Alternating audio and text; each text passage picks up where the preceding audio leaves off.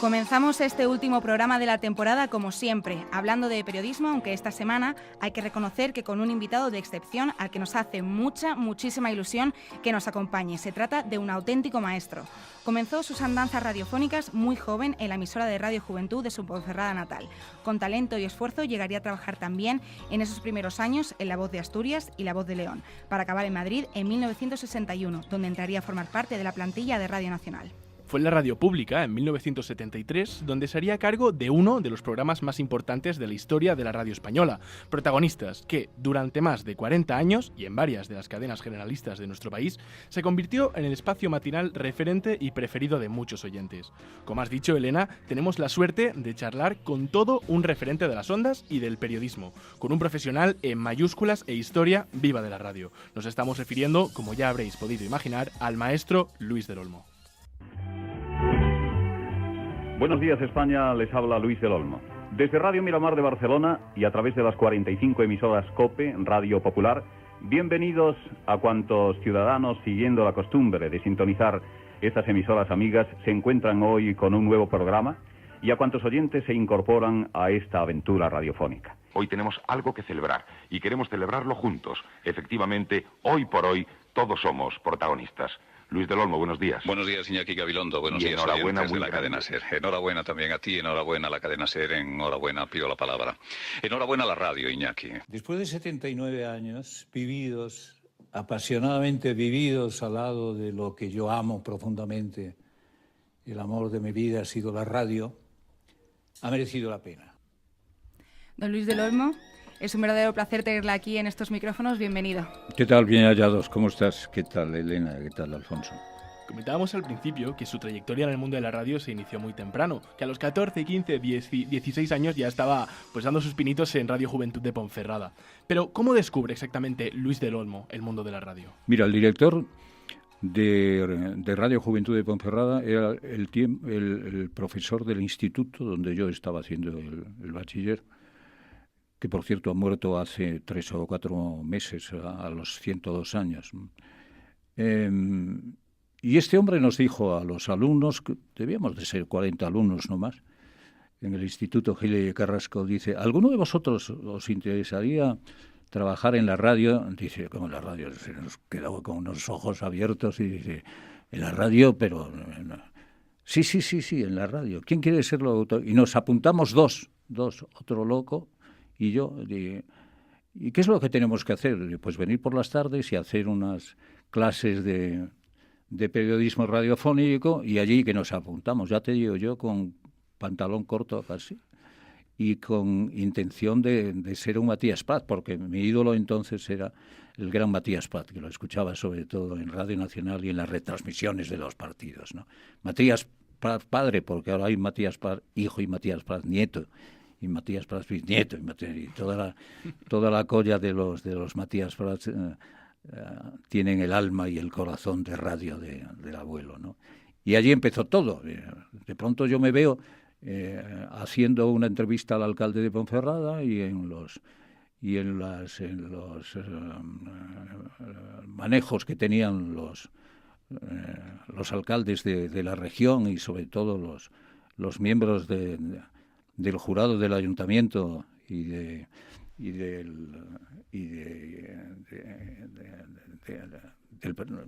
propio Instituto Gil Carrasco, que teníamos la locura de hacer preguntas al autor, a los profesores de latín y a los profesores. Teníamos una profesora, fíjate si sería antiguo todo esto, que nos daban una clase de alemán en el colegio.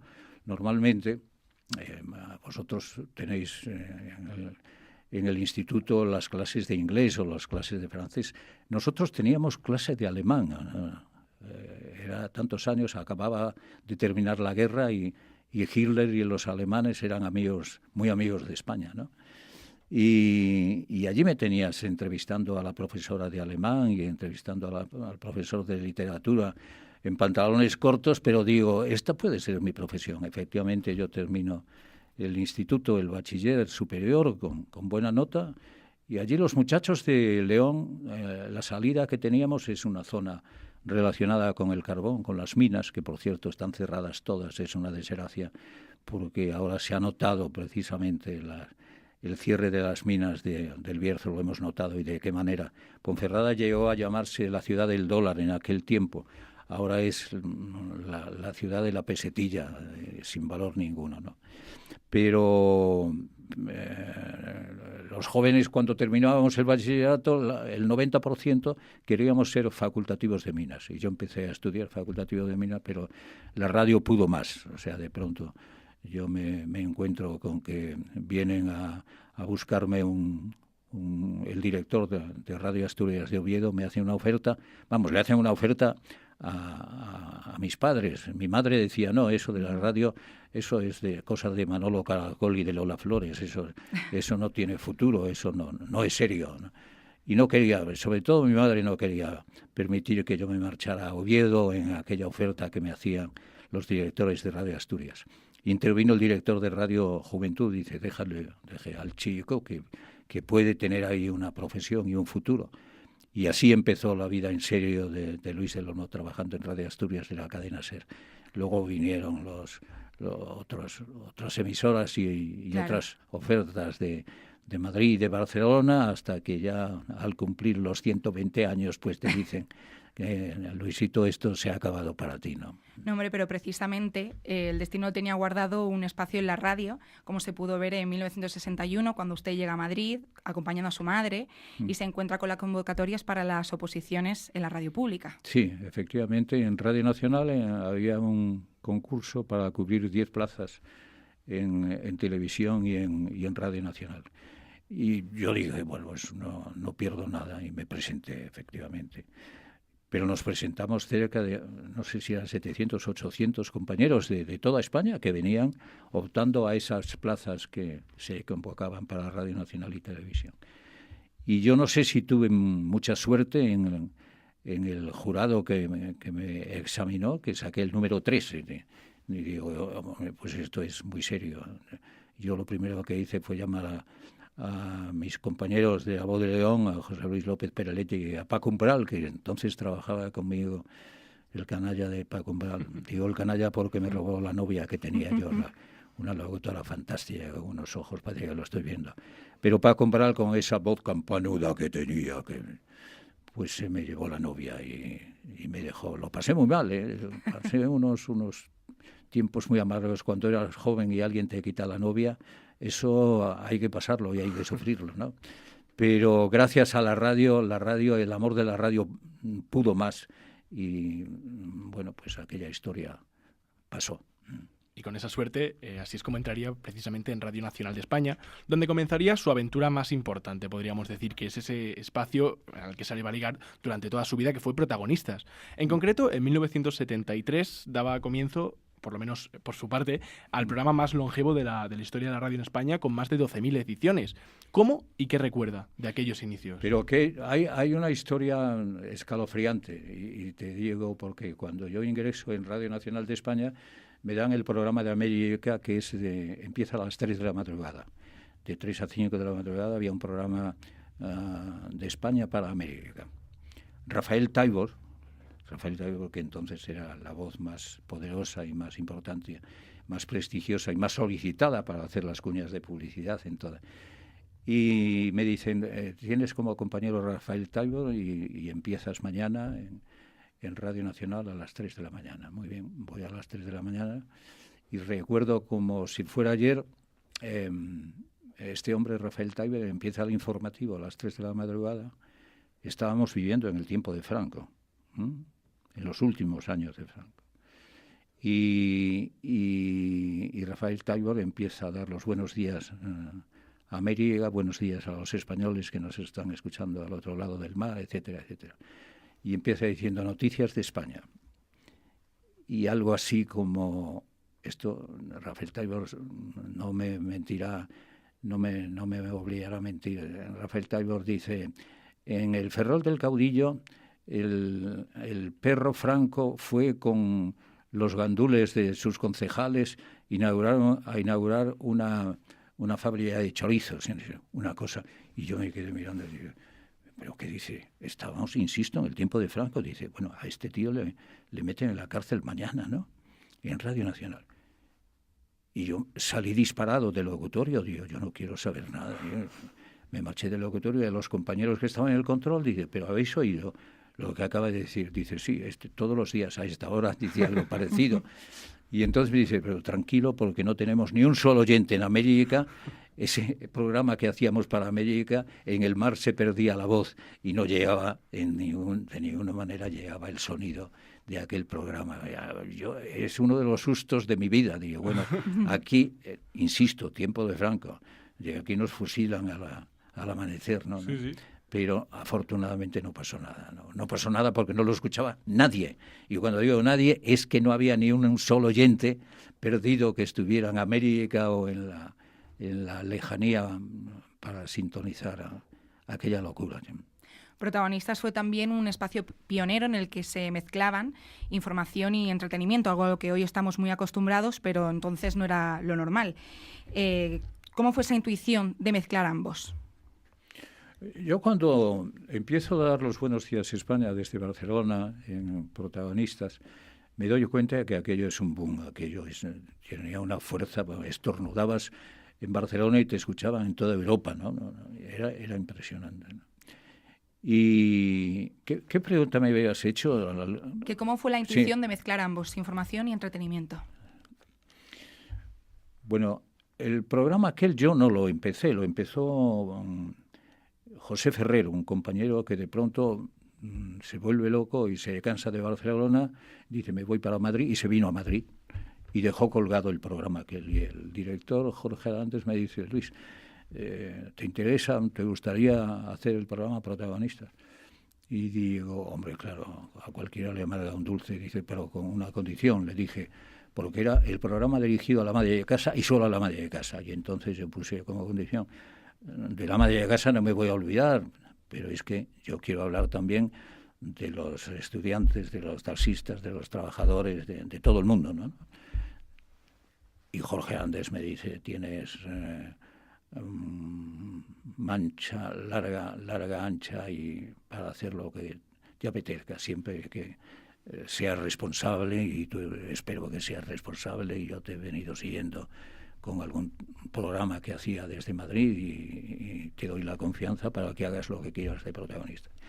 Y ahí empieza Protagonistas, y lo primero que se me ocurre, digo, a este programa, además del ama de casa, le falta un poquito de humor, y se nos ocurre montar aquel debate sobre el estado de la nación con Tipi Col, con Antonio Mingote, con Miguel Gila, con Summers, con todos los humoristas del país, porque, bueno, a mí me empezaron... la administración se portaba muy bien conmigo porque decía, tienes ahí unos dineros para fichar a la gente que tú creas oportuna, ¿no? Entonces yo cuando hablo con Tipi Col, sobre todo, me decía tipo, oye, pero tú sabes que nosotros cuando hablamos pedimos un dinero. Digo, por supuesto. Y llegamos a un acuerdo y allí empezó todo. Protagonistas de pronto tienen un espacio que se llama el debate sobre el estado de la nación, donde la gente, esto me lo han comentado muchas veces oyentes que iban escuchando la radio en el coche y que tenían que parar el coche para escuchar aquel debate sobre el estado de la nación que tenían. Contaba lo que pasaba en España, pero con un sentido del humor fantástico, ¿no? Y allí empezó la fuerza de Protagonistas. Luego hicimos un programa dedicado al ama de casa, a los alimentos, ¿no? Entonces analizábamos, por ejemplo, una semana, analizábamos la situación y la calidad de las leches. Pues cogíamos 4 marcas de leches o 4 sardinas enlatadas de distintas fábricas, y aquello a la madre de casa le interesó muchísimo. O sea, nos ganamos el interés de la madre de casa y el interés del ciudadano que quería escuchar un programa Protagonistas. Luego vinieron las tertulias con... yo hacía, claro, unas ofertas a los mejores, a los líderes de los periódicos, a los periodistas de moda, desde Fernando Onea hasta, bueno, hasta José Vidal, que era un compañero del diario La Vanguardia y que tenía algo especial para contactar y para dirigir y para dirigirse a los oyentes contando lo que pasaba en la ciudad. Así nació Protagonistas, Y yo pensé, digo, bueno, ¿esto cuánto durará? ¿Unos meses? No, duraron 40 años. Y 40 años. Y podríamos decir que Iñaki Gabilondo le copió un poquito el estilo, siguió sus pasos cuando se puso al frente de las mañanas de la cadena SER. Yo hubo un momento en que estaba solo. O sea, yo tengo audiencias de los periódicos de entonces, del diario La Vanguardia, donde Protagonistas tenía 10 millones de oyentes. Pero es que estaba solo, porque nosotros estábamos en Radio Nacional y luego la cadena SER, que por las mañanas tenían un programa, no lo hacía Iñaki, un programa dirigido a la madre de casa. Y nosotros nos quedamos con los oyentes de Radio Nacional más los oyentes que tenía la cadena SER. Y de pronto, y esto lo sabe perfectamente Iñaki, los directores dicen, este tío nos está comiendo el bacalao por las mañanas, ¿no? Y le encargan a Iñaki que se encargue, y entonces, a partir de entonces, ya nos repartimos los oyentes. Iñaki tiene del orden de 5 millones y yo me quedo con otros 5. Pero hasta que no apareció Iñaki, yo estaba solo. O sea, estornudabas en la emisora y te escuchaban en los pueblos, en las ciudades. Los alemanes que habían ido a trabajar a Alemania te escuchaban a través de Radio Nacional. Era un sueño del que yo no me hubiera gustado despertar nunca, ¿no? Y es que ustedes, como comentábamos antes, fueron los que se dieron cuenta de que el micrófono servía para hablarle a la gente que no se sentía escuchada. Ya no solo el ama de casa al que antes nos referíamos, sino, como decía usted, a los taxistas, a los estudiantes, a todo el mundo. Y para ello, también, como comentábamos antes, se supieron nutrirse de un buen número de colaboradores que supieran hablar pues precisa y perfectamente de cualquier tema de interés y hacerlo de la mejor manera posible. ¿Podríamos decir que esta fue una de las claves o de las intuiciones de la llamada Radio de las Estrellas? Es un programa, el programa desde el primer momento que yo me hago cargo de él, lo hacemos cara al público. Condiciones sine qua non es que se abra la emisora en un auditorio que tenemos en Paseo de Gracia 1. Y allí venía la gente a ver un poco de radio y un poco de teatro, ¿no? Y a partir de ese momento, Protagonistas adquiere una fuerza que yo ni había soñado, ¿no? Protagonistas tiene recuerdos de aquel estudio de la 9ª planta de Paseo de Gracia 1 que yo digo, Dios mío, ¿quién daría cualquier cosa de mi vida para volver? Pero ya es imposible. A esta edad que tengo ya no es posible reencontrarme con aquel locutorio y con aquellas estrellas, porque todos los que intervenían eran estrellas del micrófono, ¿no? Pero fuera fundamental. Protagonistas en solitario, insisto, ¿no? Con la cadena SER, pero con la cadena SER sin Iñaki, Protagonistas lucía más, ¿no? Iñaki, que para mí es yo sé que he pasado por estos micrófonos, pero es la voz y la intuición más importante que ha parido la radio, ¿no? Protagonistas, dirigido por Iñaki Gabilondo, tenía una fuerza, la misma que tiene ahora, porque Iñaki es un poco más joven que yo, pero a Iñaki le quedan todavía 10 años de radio y 10 años de información y 10 años de buen periodismo, ¿no? Con letra impresa en el diario El País, ¿no? Desde aquí aprovecho para enviar un abrazo a mi hermano Iñaki. Por cierto, hace un año nos llamó la alcaldesa de Madrid y a Iñaki, a mí, tengo necesidad de hablar con vosotros y tal, podíamos tomar café. Y ¿qué querrá la alcaldesa? Y fuimos a la atención de la invitación de la alcaldesa de Madrid, Iñaki y yo. Hace un año aproximadamente, ¿no? Y de pronto, hace un año o hace año y pico, no lo sé. Y nos dice la alcaldesa, es que vamos a montar una emisora, una cadena de emisoras, aquí en Madrid, Madrid 21. Uh-huh. Y nos gustaría que vosotros fuerais los padrinos. Y nos quedamos mirando, Iñaki y yo, diciendo, ¿por dónde van los tiros, no? Y yo digo, bueno, pero aquí hay algunos intereses políticos, hay gente del ayuntamiento, de algún partido, y si esto va a ser un poco dirigido y tiene un tufillo político a mí, y yo le quedo mirando a Íñigo y dice, como diciendo, sí, vas bien.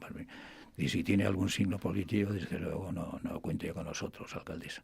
Y entonces la alcaldesa nos dice, yo le prometo que no tendrá, esto funcionará, dice la alcaldesa, como una estación escuela, como aquella estación escuela de Radio Juventud.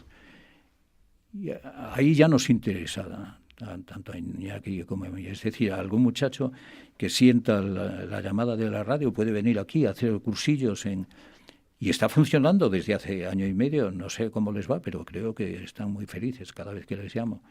Radio Madrid 21, por los 21 distritos que tiene. Y somos los padrinos de esa emisora, tanto Iñaki como yo. ¿Le parece, don Luis, que recordemos protagonistas en 5 claves? En 5 claves, sí. Por ejemplo. Lo primero y siempre lo más importante, los oyentes. ¿Cómo los definiría? Los oyentes, los hermanos de protagonistas, los amigos incondicionales, porque no solamente escuchan protagonistas, sino que defienden el programa. Si algún día discuten con alguna persona, bueno, pues a mí protagonistas me deja frío, pues no. Pues el protagonista lo defiende como si fuera parte de su alma y de su cuerpo, ¿no? No te metas con protagonistas, porque el protagonista es mi entretenimiento, mi vida, mi compañía, mi locura, ¿no? Pero el oyente de protagonistas no solamente se contentó con ser oyente de protagonistas, sino que colaboraba cuando abríamos los micrófonos o cuando el oyente estaba cerca del lugar donde hacíamos el programa, porque protagonistas a todo esto viajaba una vez a la semana, nos íbamos por ahí, por los pueblos de España, por los teatros haciendo el programa, ¿no? Y el ser oyente no solamente era oyente de protagonistas, sino defensor de protagonistas. ¿Y a todo el equipo que había detrás del programa, a los técnicos, a los guionistas, a los productores, cómo los definiría también? Bueno, pues los arquitectos de ese edificio sonoro que se llamaba Protagonistas, el técnico, el realizador y el que ponía allí la música, colocando una música distinta, dependía del personaje que entrevistábamos, eran fuera de serie. Allí no iba cualquiera, porque además si alguno de los compañeros tenía ese oficio, esa parte de colaboración en Protagonistas, fallaba, alguien le decía, mira, déjalo muchacho, y venía otro, ¿no? Hasta que encontrábamos efectivamente el tipo que con la locura de la radio fuera importante para construir aquel edificio sonoro que se llamaba Protagonistas. ¿Y de las entrevistas qué recuerda? Las entrevistas, bueno, pues tengo testimonios fantásticos. Yo recuerdo en una ocasión estaba Felipe González intentando ser presidente del gobierno y le entrevistábamos con una chaqueta de pana, entraba en el estudio de Radio Nacional y había un compañero mío, y cuando vio al entrar en el estudio de Radio Nacional a Felipe González, dice, ahí va, ¿y este tío quiere ser presidente del gobierno? Sí, no le da vergüenza, y se lo dijo así, no le da vergüenza el venir aquí a un estudio tan serio, un programa tan serio como una chaqueta de pana, ¿no? Sí. Pero Protagonistas ha sido fiel a sus principios, y los oyentes que teníamos en el humor, los oyentes que teníamos como colaboradores y como periodistas que contaban lo que pasaba en Barcelona y lo que pasaba en el resto de la ciudad, ¿no? Nosotros teníamos la posibilidad de conectar, si la noticia estaba en La Coruña, con Radio Nacional de España en La Coruña, y todos los compañeros y colaboradores de Radio Nacional de La Coruña se ponían a disposición de Protagonistas, ¿no? ¿Y usted como presentador qué papel diría que jugaba o cómo se autodefiniría? ¿Cómo se me autodefiniría? Como presentador de Protagonistas. Bueno, pues era el responsable, era el testimonio que tenía que dar fe de todo lo que ocurría en aquellas 3 horas y media del programa.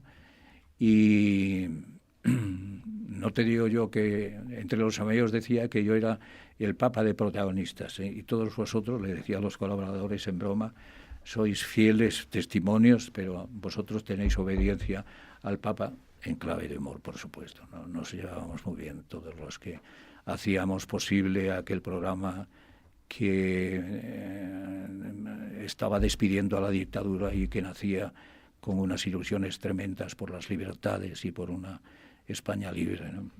Fueron más de 40 años en escena, también 12.000 ediciones, habíamos dicho anteriormente. En todo este tiempo contó noticias muy importantes. Fueron bastantes las mañanas en las que tenía que anunciar la muerte de muchas personas a mano del grupo terrorista ETA.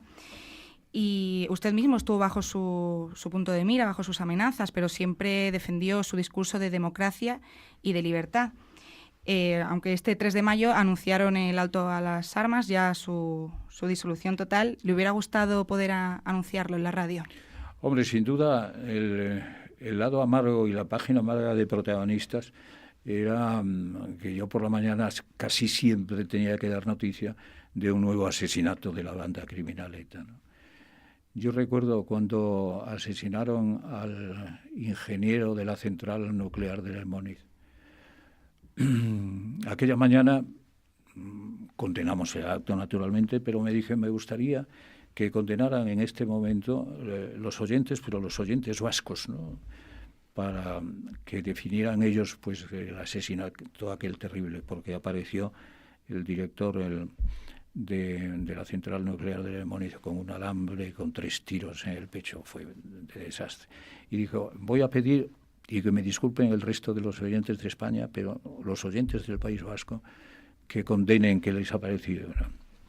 Y dimos voz al País Vasco y empiezan a llamar los oyentes del País Vasco. Y uno de los oyentes era un tipo que tenía algo que ver con la banda criminal ETA. Era, ¿cómo se llamaba? El tipo el responsable, el Relaciones Públicas de la banda criminal ETA. ¿Cómo se llamaba este tipo ahora? Estoy perdiendo la memoria.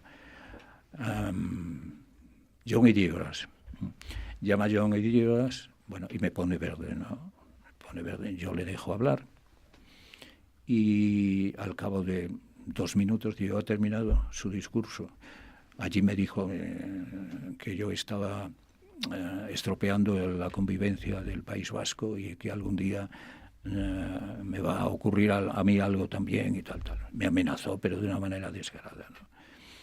Y entonces me dijo, ¿ha terminado usted? Y cuelga el teléfono. Y entonces yo comento, bueno, ya ven ustedes, el tipo amigo de los asesinos, pero que no ha disparado, pero ayuda a disparar, ¿no? Porque era, insisto, el jefe de director de Relaciones Públicas de la banda criminal ETA.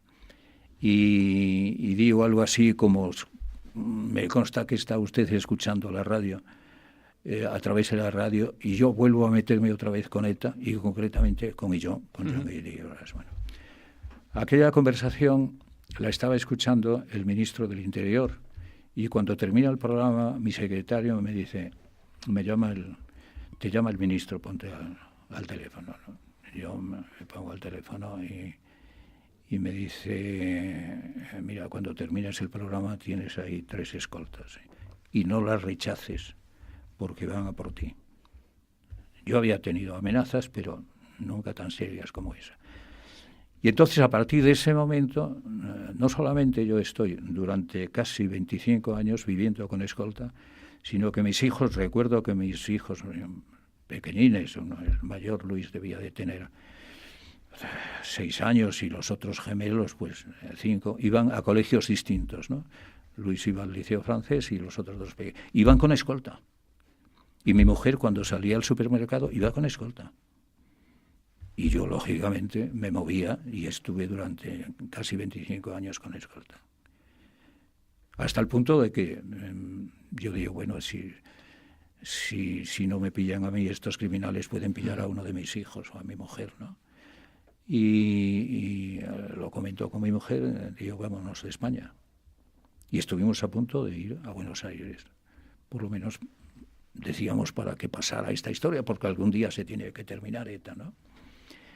Y teníamos ya el piso en Buenos Aires a través de un familiar que teníamos allí. Y afortunadamente, no sé lo que hubiera pasado, ¿no? Yo tenía que dejar Protagonistas y no me fui. Continué, y la escolta, eso sí, estuvo cuidando de mi vida durante muchos años. Yo iba a trabajar a cualquier lugar con Protagonistas y allí teníamos una escolta. Yo iba a San Sebastián a hacer el programa en el Hotel María Cristina. Allí tenía no solamente mi escolta, sino que la Policía Nacional de San Sebastián ponía la suya, ¿no?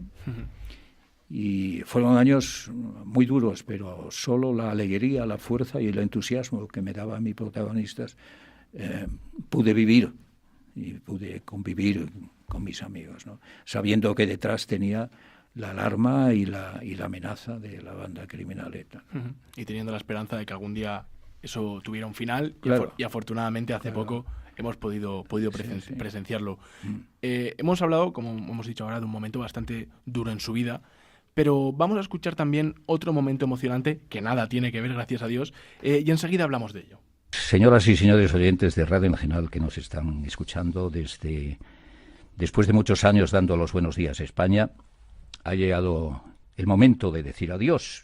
Me explico, un adiós que esta vez no es un hasta luego.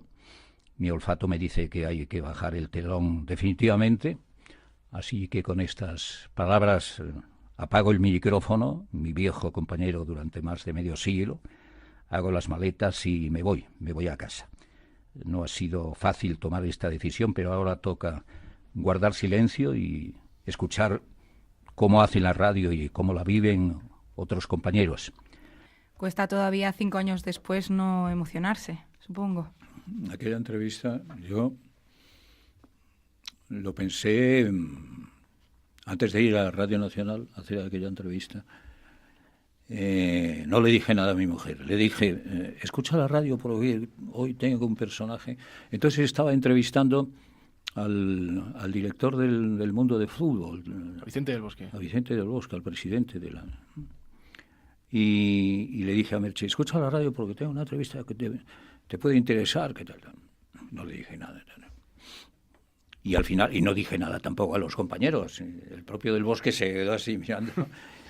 Y en el último minuto es cuando digo esto que acabo de escuchar. Bueno, ha llegado el momento de decir adiós y tal. Y me llama, la primera que me llama es mi mujer, ¿no? Al terminar el programa. Dice, estoy muy feliz con que hayas dicho adiós porque ya no tienes edad para dar los buenos días y para ir a trabajar en Protagonistas, ¿no? Y comienza otro tiempo de mi vida, ¿no? Y usted que conoció también, como comentábamos antes, la radio de la censura y que ha visto el enorme cambio en lo político, en lo social e incluso en lo tecnológico que ha vivido y está viviendo hoy en día este medio, ¿cuál es el estado de salud que le depara a la radio en estos momentos? La radio vive el mejor momento de salud, la tiene ahora. Cuando yo digo que yo recuerdo mi niñez en Ponferrada, que teníamos una sola emisora, Radio Juventud, y hay 8 emisoras en un pueblo como Ponferrada, que tiene 60.000 habitantes. Eso te da la fortaleza de este medio, ¿no?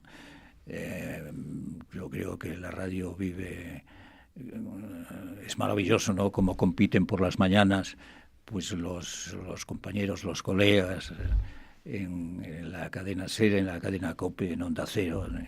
Hoy cualquier ciudadano puede escuchar a los tertulianos de primera fila en todas estas cadenas que se disputan con fuerza los oyentes, ¿no?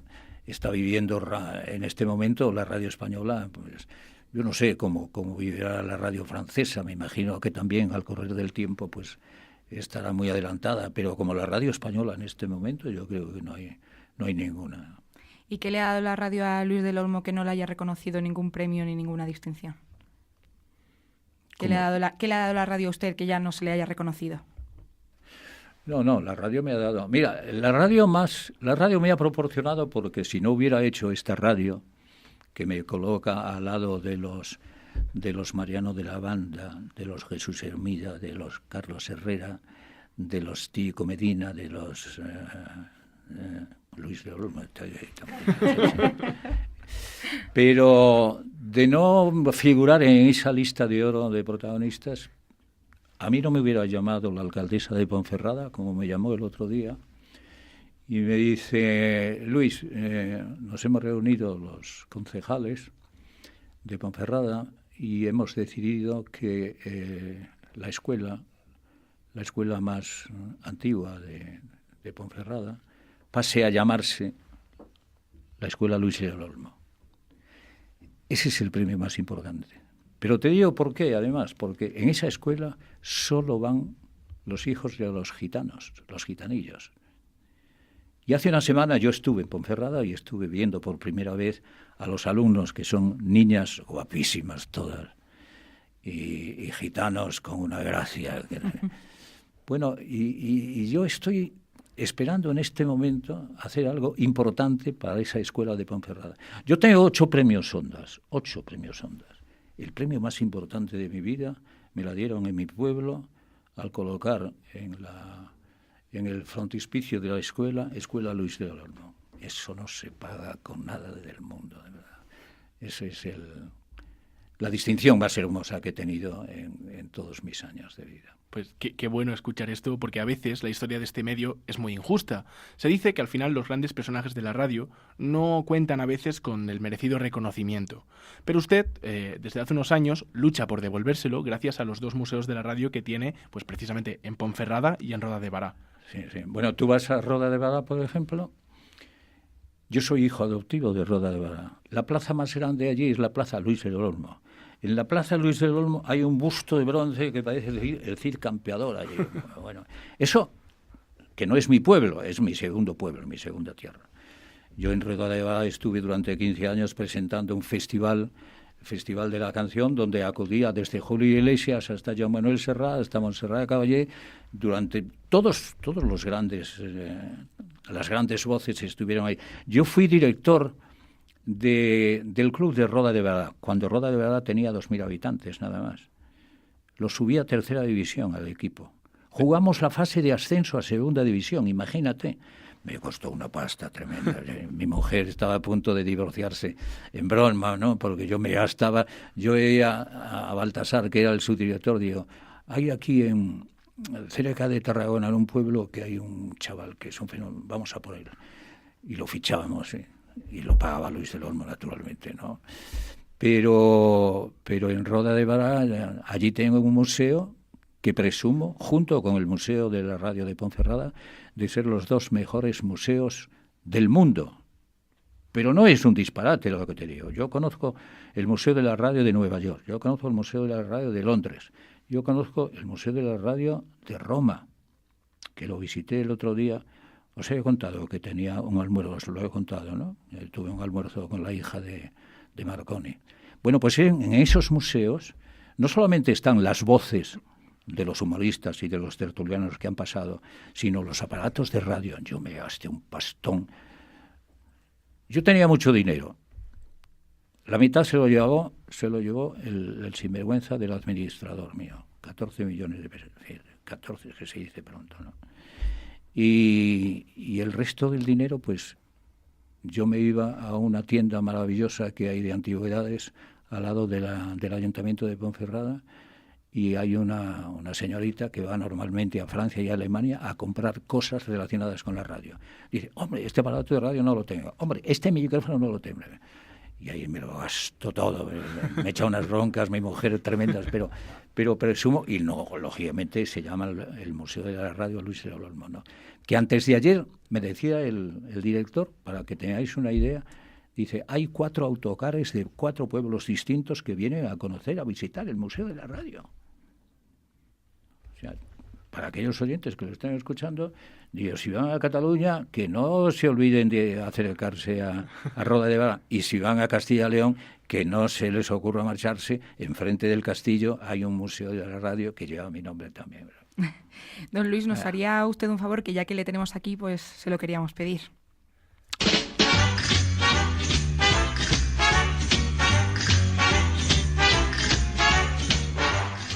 Venga, si le parece bien, que no podríamos dejar la oportunidad para preguntárselo, nosotros estamos poniendo ahora la famosa sintonía de protagonistas. Ese, recordamos, I Could Easily Fall in Love with You, de Cliff Richards and the Shadows. Y si nos lo permite y no le apetece hacerlo, ¿podría darnos usted, por favor, aquí ahora el Buenos Días España? Sí, buenos días España. Les habla Luis del Olmo, lo que queda de Luis del Olmo. Pero lo hago en compañía de Elena y Alfonso, 2. Os llamáis así, ¿verdad? Sí. En nombre de todos los alumnos y alumnas que están en esta universidad, estoy pasando uno de los momentos más felices de mi vida. Yo pensé que ya estaba retirado de todo, incluso retirado de las entrevistas que los colegas me hacen. Yo estoy ahora en Madrid, he venido esta mañana, estoy feliz y deseo a todos los oyentes que están sintonizando este programa que sean tan felices como yo lo he sido. Y a todos los compañeros, a todos los jóvenes compañeros que están trabajando por una radio mejor, una radio más libre, una radio más entretenida, una radio más divertida, una radio más grande, pues que sean tan felices como lo he sido yo. Gracias.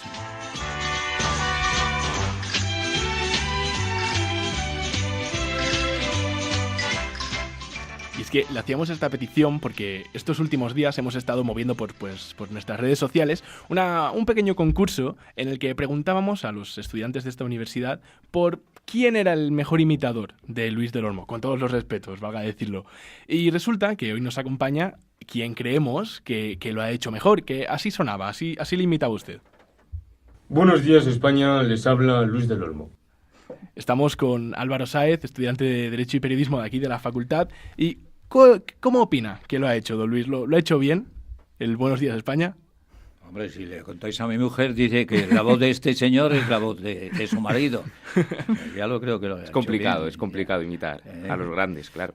Claro, pues el premio era... Yo te lo agradezco. El premio era que Álvaro le podría hacer ahora en directo una pregunta, así que cuando quieras es tu turno. Pues en primer lugar, gracias por esta oportunidad. Cuando me lo dijeron, la verdad que me alegré mucho, pero luego cuando me puse a pensar qué pregunta podría hacerle, me di cuenta que teníamos usted y yo un problema, y es la edad.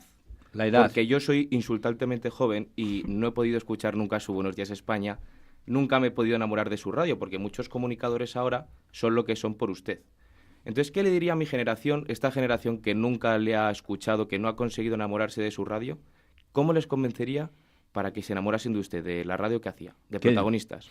Le diría que descubran la radio. ¿Y qué manera tienen de descubrir la radio? Sintonizar la radio muchas veces. Muchas mañanas o muchas madrugadas o muchas... Y que se quede con la mejor voz, no solamente con la mejor voz, sino lo que dice, lo que transmite, los invitados de esa voz. Las sugerencias y las ideas que tiene ese locutor o esa locutora para montar una programación atractiva, divertida, actual, sin ofender a nadie, que le deje arrancar una sonrisa como arrancaban los protagonistas Tipi y Colli y compañía en el debate sobre el estado de la nación, y que vivan felices con la radio encendida. Si se lo proponen, lo van a conseguir. Muchas gracias, Luis. A ti. Y muchas gracias también, Álvaro, por la pregunta, porque lo que ha preguntado la verdad es que es algo que también nos reconcome a todos nosotros, que como él bien ha dicho, somos a lo mejor insultantemente jóvenes para haberle podido escuchar en directo, pero le tenemos una estima increíble, aunque no hayamos tenido esa suerte. Sí. Porque aunque... ¿Sabes la gran pena que tengo yo? Que miro el calendario y dice, Luisito, ¿dónde vas tú? Pero si tienes ya 81 años. A los 61 años yo tenía que estar enterrado ya. Pero coño, es que estoy muy bien. Es que me siento como cuando tenía 50 años. Me como el mundo. Cuando me llaman los compañeros estos, el barítono y el pianista, y oye, que vamos a trabajar a Córdoba. Yo me apunto, yo solo puse una condición, me tiene que acompañar mi mujer. Yo no me muevo sin mi mujer. Mira, es una pena que no la haya traído hoy. Lo que pasa es que tenía un compromiso porque se ha resfriado uno de los hijos y allí está la madre, la enfermera. Si no hubiera venido con nosotros, sí estaría aquí compartiendo este programa de radio. Esa es la vida. Aunque le dijo en el 2013 adiós a la radio, como decía usted y como hemos dicho aquí, los medios le siguen teniendo en alta estima y ahora le podemos ver en Televisión Española, en hora punta, en el programa de Javier Cárdenas, en el que colabora. Ponemos la pausa con el gran Luis del Olmo. Luis, cuando tú quieras. Sí, Javier, este es un homenaje a todas las abuelas del poeta Pedro Tarquis. Abuela, se te están escapando los años por entre madejas de azar, perenne, florecido en lo alto de esta tu tardía primavera. Abuela, tienes en tu alma el ayer del lirio y el hoy tan inminente de niña asustada que espera el barco de la noche. Tu espalda junto al muelle de las montañas negras, de la muerte. Abuela. ¿Qué le está aportando esta aventura? Porque seguro que se lo está pasando muy bien con este proyecto. Hay un muchacho, no tenía más de 21 años, Alfredo Domínguez. Entró en el estudio de Radio Nacional, Paseo de Gracia 1, sexta planta, cara al público. Y me decía, vengo a hacer publicidad de este disco que he grabado, pero así, vienes a hacer publicidad. Me pareció la cara dura que tenía, pero al mismo tiempo el desparpajo. A ver, enseño el disco. Y veo el disco y en la contraportada veo la letra de una canción, Cuando seamos viejos. Me gustó tanto que la llevo como bandera siempre en todos los acontecimientos. ¿Queréis que os la recuerde? Es muy breve. Sí, claro. Dice, para salvar las noches en que estás enfadada, y con estos mis 10 años que llevo de ventaja, voy a obligarte, niña, a mirarme a la cara y hasta que te lo diga, que no me des la espalda. Cuando seamos viejos, vas a llorar de rabia de verte en el espejo la cara tan cambiada. Se llenarán de arrugas tu risa de muchacha. Será más insegura esta voz que hoy te manda. Cuando seamos viejos, veremos con nostalgia sentados en un banco cómo la vida pasa. Yo hablando con alguno que no me entienda nada y tú inventándote prisas para volver a casa. Para salvar las noches que entonces serán largas. Y cuando mis 10 años se vuelvan desventaja porque a mí me falten fuerzas o a ti te falte gracia, entonces, niña mía, podrás darme la espalda. Precioso, me ha encantado.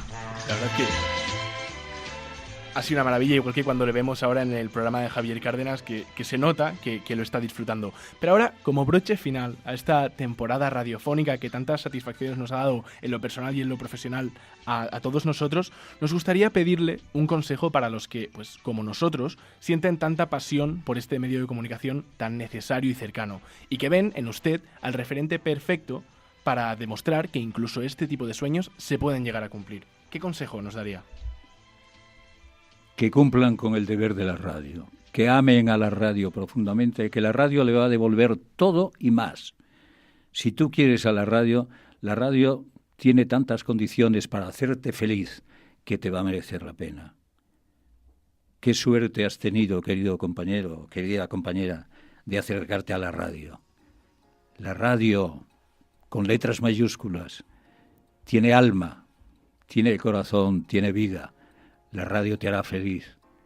La radio, cuando estés enfermo, enseguida te olvidarás de la fiebre y vas con fiebre a la radio porque la radio tiene un poder que no lo tiene ninguna profesión del mundo.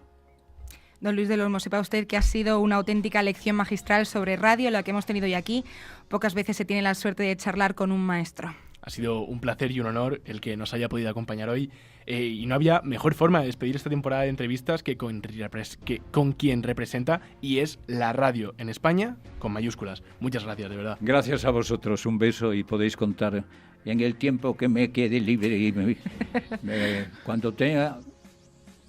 Marcamos una cita, cuando tenga los 95, 98 me llamáis y perfecto. A ver si tengo fuerzas y puedo otra vez pasar un tiempo con vosotros. Lo apuntamos en el calendario. Muchísimas gracias. A vosotros, hasta siempre.